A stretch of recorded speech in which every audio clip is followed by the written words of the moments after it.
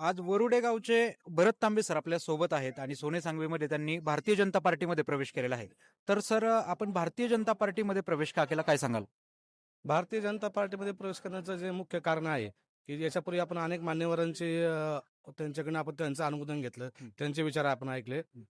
राजकारण मध्ये जो दबावाचा प्रकार आहे तो हं. दबावाचा प्रकार हा गेले अनेक वर्ष झाले ह्या राजकारणामध्ये किंबहुना ह्या जिल्हा परिषद गटामध्ये दबावाचं राजकारण हा सर्वात मोठा गहन विषय लागलेला आहे. बर. यांचं जे काय दबाव आहे तो दबाव फक्त ह्या जिल्हा परिषद गटापुरता मर्यादित नसून हं. पूर्ण राज्यामध्ये यांचं दबावाचं राजकारण आहे.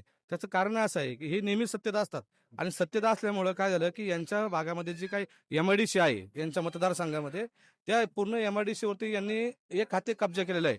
मग एमआयडीसी एवढी मोठी असताना त्यातनं येणारं जे काय आर्थिक उत्पन्न आहे, मग आर्थिक बाजू यांची खूप प्रचंड असल्यामुळं यांनी त्या सत्तेतनं पैसा पैशातून परत सत्ता यांचं जे रिसायकलिंग कायमस्वरूपी चालू आहे याच्यामध्ये तरुण वर्ग जो कामासाठी हवा असा आहे ज्यांना काम पाहिजे त्या तरुण वर्ग कुठे तरी याच्यामध्ये भरायला जातोय. गेले अनेक वर्ष तरुणांनी यांच्याकडे कामासाठी मागणी केली.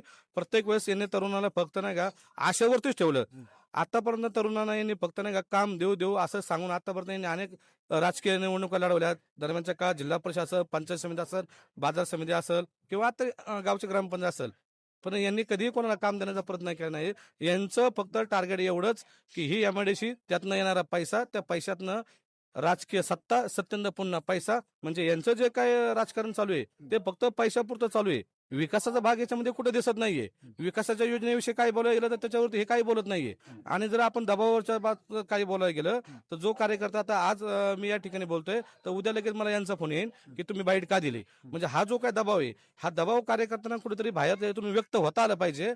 आणि याच्यासाठी बाहेर पडण्यासाठी जर आपल्याला राजकीय ताकद पाहिजे असेल तर या ठिकाणी भारतीय जनता पार्टी हा असा एक पक्ष आहे की हा सर्वसामान्यांना न्याय देणारा पक्ष आहे. की आज देशामध्ये पंतप्रधान मोदी साहेब काम करतायत, राज्यमंत्र्यांमध्ये देवेंद्र फडणवीस साहेब काम करतायत आणि आज आपण पाहतोय राज्यात भारतीय जनता पार्टी सरकार आहे, केंद्रामध्ये भारतीय जनता पार्टी किंबहुना फक्त भारतात नव्हे आज जगामध्ये भारतीय जनता पार्टी हा सर्वात मोठा पक्ष आहे. आणि मग अशा पक्षामध्ये गेल्याच्या नंतर जर तरुणांना दबावातून बाहेर पडण्याची संधी असेल तर त्यासाठी निश्चितच आम्ही त्या पक्षांना इकडे आलेलो आहे आणि आता आम्हाला कुठेतरी वाटतंय की या दबावातून आता आपण बाहेर पडतोय.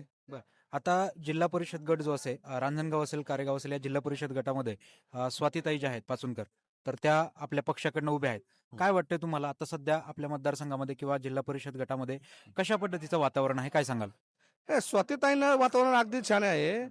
अगदी गेली अनेक वर्ष झालं की माझ्या माहितीप्रमाणे तरी स्वातीताई एवढा राजकीय अनुभव जिल्हा परिषदेमध्ये कुठल्याही महिलेला आलेला नाहीये किंवा कुठल्या पुरुषाला पण आलेला नाहीये.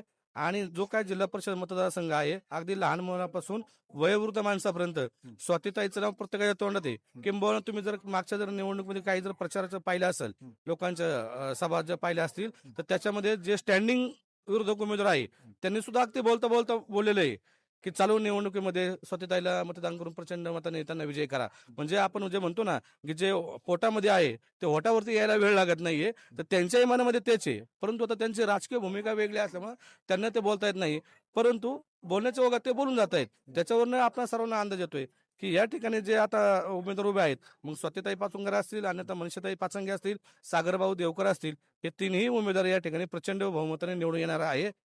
याची कुठलीही चिंता करायचे कारण नाही. आपलं गाव वरुडे आहे. वरुडे गावामध्ये काय वाटतं किती टक्के मतदान जे आहे ते भारतीय जनता पार्टीला होऊ शकतं? हा, वरुडे गाव माझं हे जे रांजणगाव जिल्हा परिषद गटामध्ये आहे त्या ठिकाणी स्वतःला कमीत कमी 70 ते 75% जास्त मतदान होणार आहे. कारण याच्या पूर्वी ज्यावेळेस जिल्हा परिषद सदस्य म्हणून स्वतःताईंनी काम केलं त्या टायमाला अनेक लोकांच्यासाठी जे लोकांसाठी वैयक्तिक योजना असतील किंवा रस्त्याची कामं असतील, तुमचे ड्रेनेजची कामं असतील, ग्रामपंचायत माध्यमातून होणारी कामं असतील, अशी अनेक कामं स्वतःताईंनी केलेली आहे. आणि विशेषतः आज गावातील जो महिला वर्ग आहे तो महिला वर्गांचं एक वेगळं प्रेम स्वतःताईवरती आहे. बचत गटाच्या माध्यमातून असताना स्वतःताईंनी अनेकाला मदत केलेली आहे. त्याच्यामध्ये विशेष असा आहे की बाबा स्वतःताईंचे जे आहेत मालक दत्ता शेठ हे एमआयडीसी मधील एक मोठे उद्योजक म्हणून आहेत. आज त्यांनी आमच्या गावातील जे गरजवंत कुटुंब आहेत ज्यांना आर्थिक ताकदीची गरज आहे, राजकारणाच्या पलीकडे जाऊन त्यांनी ना त्या त्या कुटुंबाला गरजेवेळेस एक आर्थिक ताकद दिलेली आहे. त्याच्यामुळं त्यांचं प्रेम आमच्या गावावरती हे इतरांपेक्षा जास्तच आहे.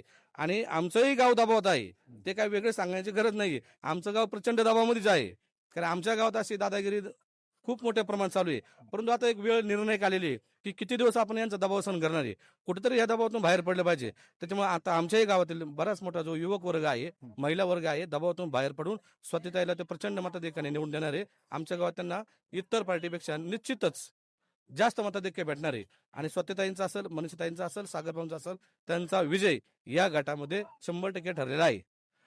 तर भारतीय जनता पार्टीचा जो काही युवा संघटनेचा जो काही मेळावा होता तो आज सोने सांगवी या परिसरामध्ये, सोने सांगवी या गावामध्ये झाला आणि यामध्ये प्रचंड संख्येने तरुण कार्यकर्ते जे आहेत त्यांनी भारतीय जनता पार्टीमध्ये प्रवेश केला. त्यातीलच एक भरत तांबे सर होते. तर असेच व्हिडिओ पाहण्यासाठी आपल्या चॅनलला सबस्क्राईब जरूर करून घ्या, लाईक करा आणि याबद्दल आपलं मत कमेंटमध्ये नक्की नोंदवा. धन्यवाद.